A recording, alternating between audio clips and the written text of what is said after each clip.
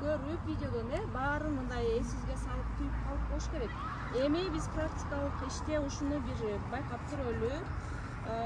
Мындай жантай жерлер, жерди казган же болбосо яшиктер, салафандар атайын даярдалган идиштерди да даярдай берсе болот компосту. Ошонун эле бир багытында биз азыр силерге көрсөтүп беребиз видеодон балдар. Анан үйүңөрдөн каалоочу балдар өздөрү жасап, топ-топ болуп деле 2ден, 3дөн жасайсаңыз, 1ден жасасаңар деле болот, бири-бириңерге жардамдашып, анан үйдөн улантасыңар. Эми шарттары кандай көңүл бургула. Компостто өзүңөр байкагандай астынан воздух тартып туруш үчүн мындай таяктар ташталыш керек астына, ичине воздух болуп туруш керек да. Андан кийин бизге эмнелер керек болот? Кана балдар бергилечи.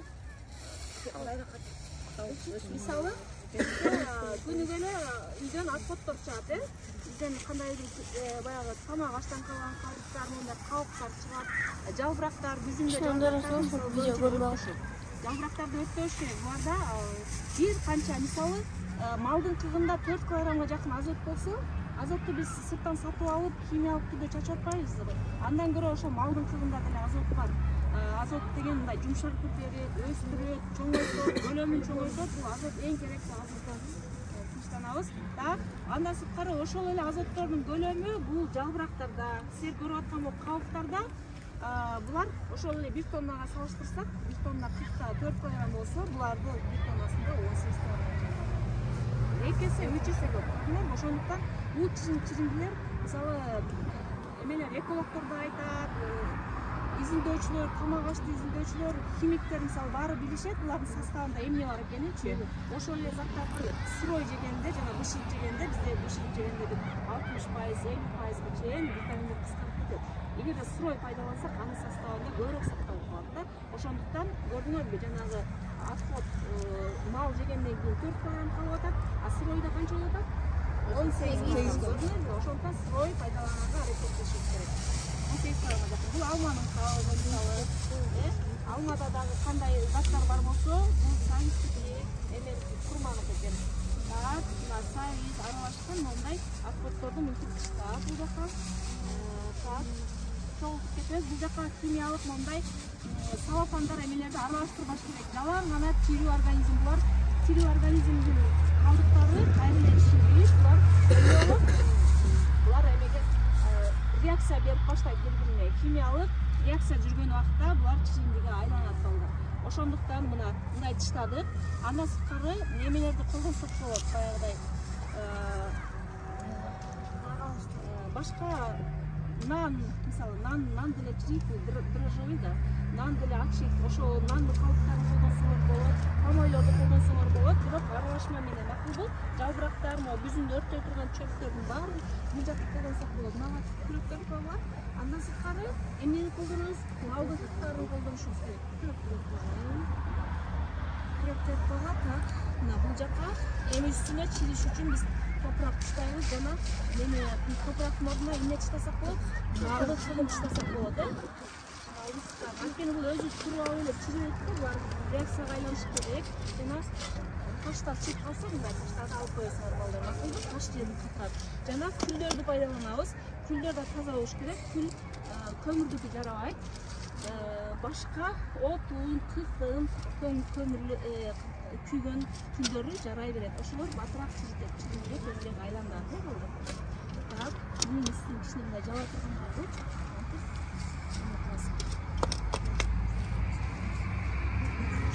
Эмне үчүн биз мындай эмелерди кошуп атабыз балдар? Көңүл атасызбы? Эмне үчүн мындай шырткап турат? Ага, вентиляция жүрүп туруш үчүн, вентиляция жүргөндө бизге ушундай эме керек болот. Эми балдар, эгерде чиримдини батыраак чиритебиз десек, азыр бизде мындай компаниялар атайын мекендик өндүрүштө чыгарып атышат. Технология Россия экен. Бул бизге колдонуу үчүн бердиле. Мунун шарттары мындай: 5 литр сууга 5 саат мурун чылап коюш керек. Булар уктап аткан бактериялар.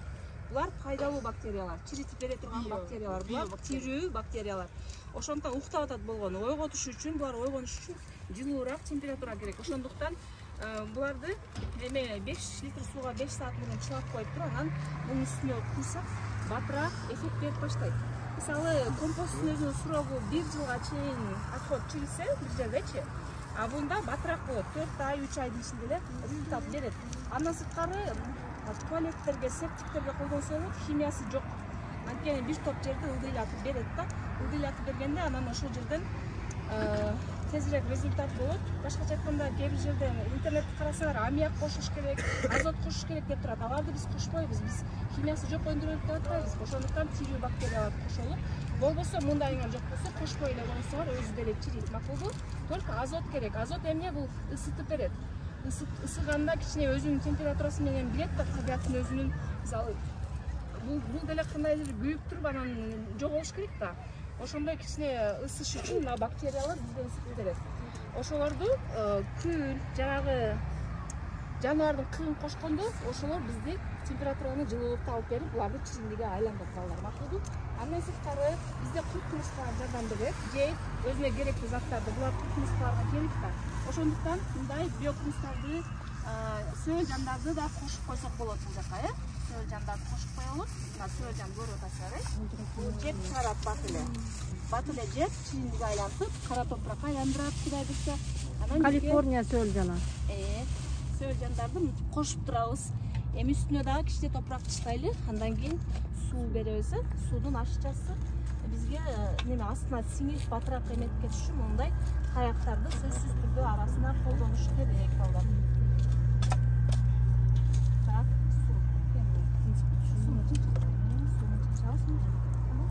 эмне үчүн ушундай баягыдай шараккан эле бир шлангадан аккан сууну колдонбойбуз, анткени ал катырып салат, жердин бетин катырып салат, жай чачкан, мындай жумшак чачкан, атайын ондай идиштер колдонулат, суу чачканда балдар. Макулбу, үйдөн колдонуп калсаңар, сөзсүз түрдө ушундай идиштерди колдонушуңар керек болот. Хорошо, мейлі, кетеміз. Жылуулук, мондай суунун температурасы бизге сөзсүз түрдө керек болот. Бетин мындай шашканга чейин биз чачып коюшубуз керек. Улам сууну чачып туруш керек. Температурага жараша. Анан компостторду биз 4 ай 5 айдан кийин ачып көрөбүз, Кудай буйрса, компостубуз даяр болгондо. Азыр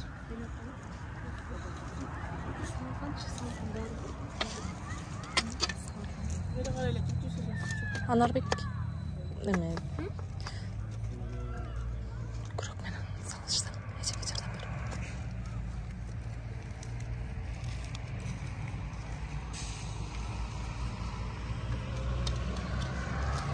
Бетинде жылуулук сөл жандарга жылуу болуш үчүн, андан да ылдыйраак кетпеш үчүн биз эметип коелук.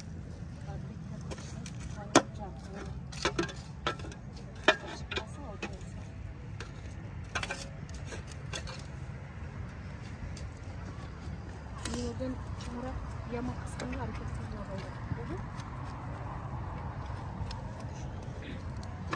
Oldu.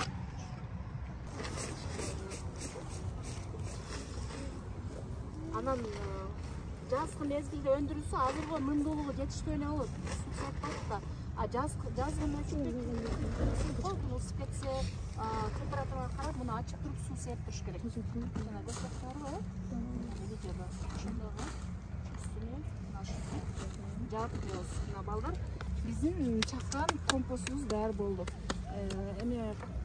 Эми муну биз эксперименттик түрдө кандай болду? Биз 3-4 айдан кийин ачып байкап көрөбүз.